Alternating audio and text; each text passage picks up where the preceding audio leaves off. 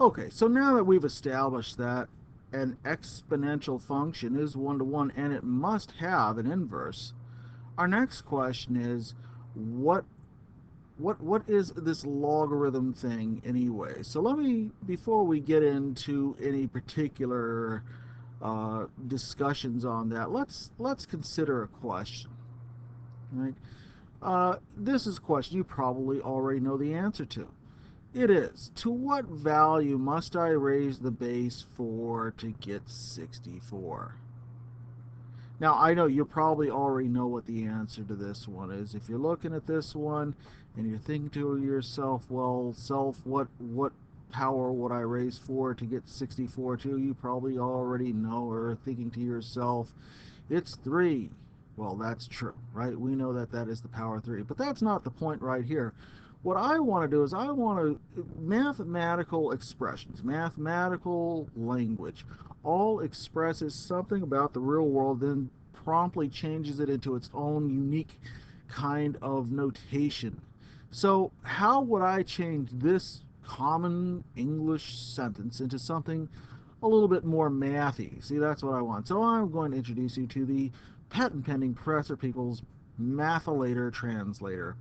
This particular looking device, which looks a little weird to you possibly, is a device that takes English phrases, kind of like this one right here, and when we just dunk them right into the old machine right here, changes it into a math phrase or math term. So what we do is we take this phrase, we stuff it down on in there, and kind of like a meat grinder, and we give the handle a turn, quick, squeak, squeak, squeak, squeak, squeak. Okay, it's a little needs a little grease, and out will pop our mathematical expression. What is it, do you think? Drum roll, please. It goes like this.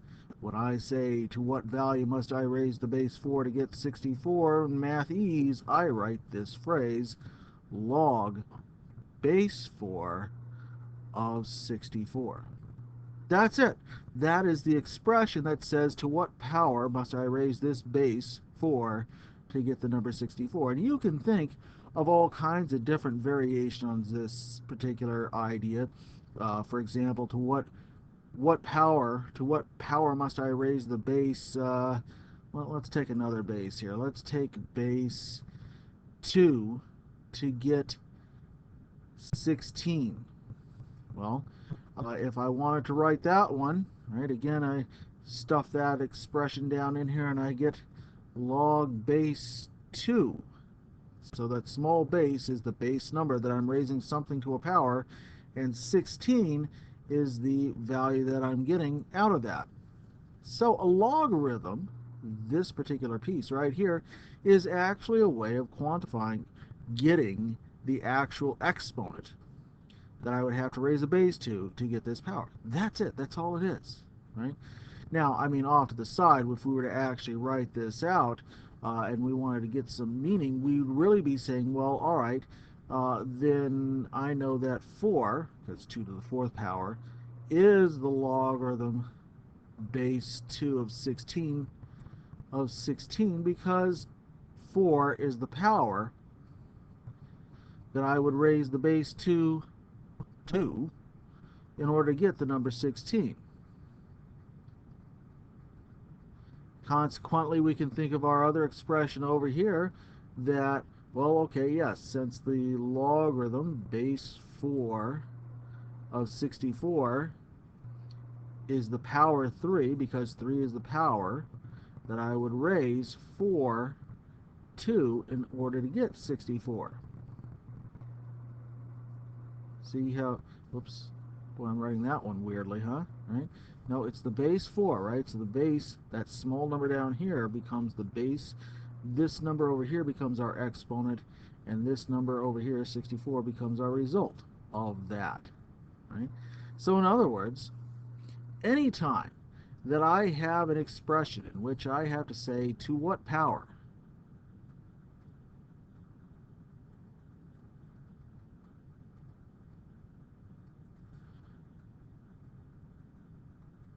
must I raise some number b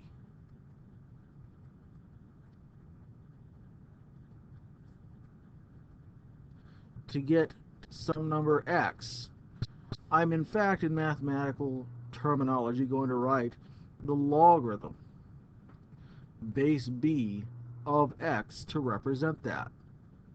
Right? All the result of the fabulous patent pending Professor Peoples' Matholator Translator. It's a mouthful to say. Okay, so how do we treat this? Well, if y is my answer, if my answer is, all right, there's some exponent y to which I must be have, then I say y is that logarithm base b of x, and kind of like what we looked at in our last couple of examples over there, well, then that would have to be because the base b raised to that power y gives us x, and that's beginning to look a little bit more familiar if we go back a couple of slides to those things. So what do we say? We're defining our logarithm this way. A more formal definition says that for any x is greater than 0, for any power result greater than 0, with a base b that's greater than 0 not equal to 1, think about why that would be for a moment, we would write that y equals the logarithm base b of x if and only if b raised to the power y is equal to x.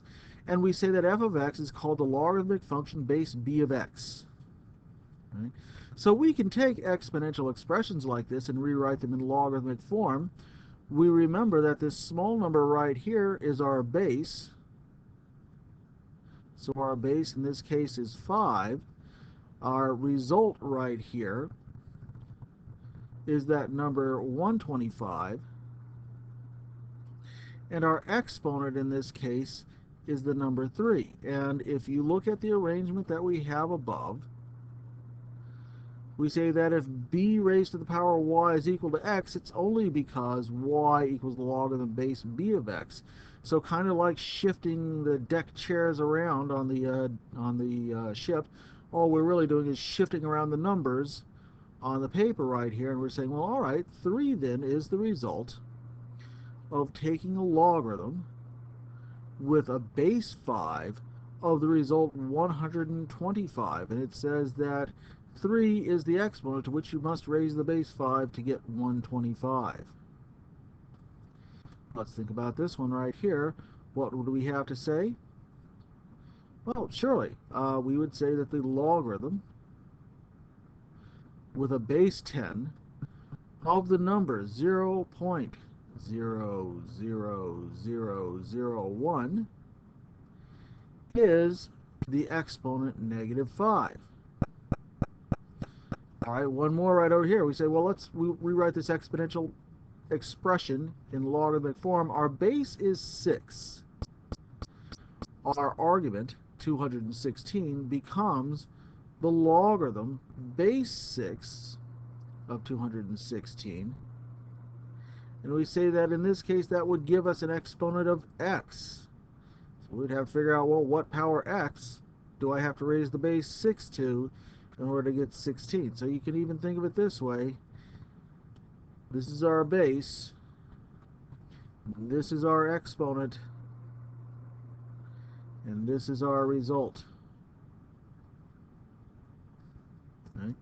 Well, how about the other way around? What if I said, well, all right, logarithm base 4 of 1/4 equals negative 1. How does that work?